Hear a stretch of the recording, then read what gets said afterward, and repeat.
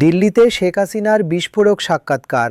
লক্ষ্য সাংবিধানিক শাসন ও বিএনপির প্রতি নরম সুর। ৩০ জানুয়ারি ২০২৬। দীর্ঘদিন অন্তরালে থাকার পর ভারতীয় গণমাধ্যম জি২৪ ঘণ্টাকে দেওয়া এক বিশেষ সাক্ষাৎকারে নিজের রাজনৈতিক অবস্থান ও ভবিষ্যৎ পরিকল্পনা নিয়ে মুখ খুলেছেন আওয়ামী লীগ সভানেত্রী শেখ হাসিনা।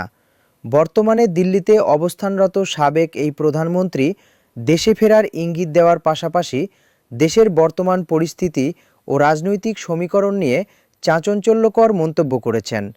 দেশে ফেরার পর প্রধান অগ্রাধিকার সাক্ষাৎকারে শেখ হাসিনাকে প্রশ্ন করা হয়, দেশে ফেরার পর তার প্রথম কাজ কী হবে। এর জবাবে তিনি স্পষ্ট করে জানান, তার প্রধান লক্ষ্য হবে বাংলাদেশে সাংবিধানিক শাসন ও আইনের শাসন ফিরিয়ে আনা। বর্তমান দেশের পরিস্থিতি নিয়ে উদ্বেগ প্রকাশ করে তিনি বলেন, দেশে এখন মব রাজনীতি চলছে, অর্থনীতি স্থবির হয়ে পড়েছে এবং সংখ্যালঘুরা আতঙ্কের মধ্যে দিন কাটাচ্ছেন। নির্বাচন ও আওয়ামী লীগের অবস্থান, শেখ হাসিনা একটি সব দলের অংশগ্রহণে গ্রহণযোগ্য নির্বাচনের ওপর বিশেষ জোর দিয়েছেন।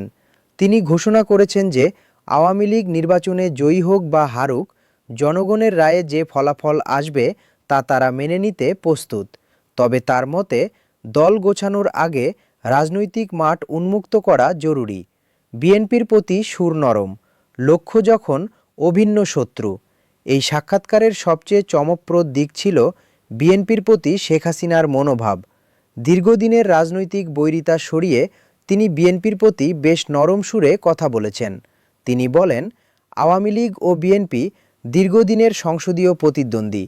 প্রকৃত বিরোধী দল ছাড়া সংসদ অর্থহীন। বিশ্লেষকরা মনে করছেন, বিএনপি যখন জামায়াত ও এনসিপির চাপে রয়েছে, তখন শেখ হাসিনার এই নরম ভাষা একটি বড় ধরনের রাজনৈতিক সমঝোতার ইঙ্গিত হতে পারে।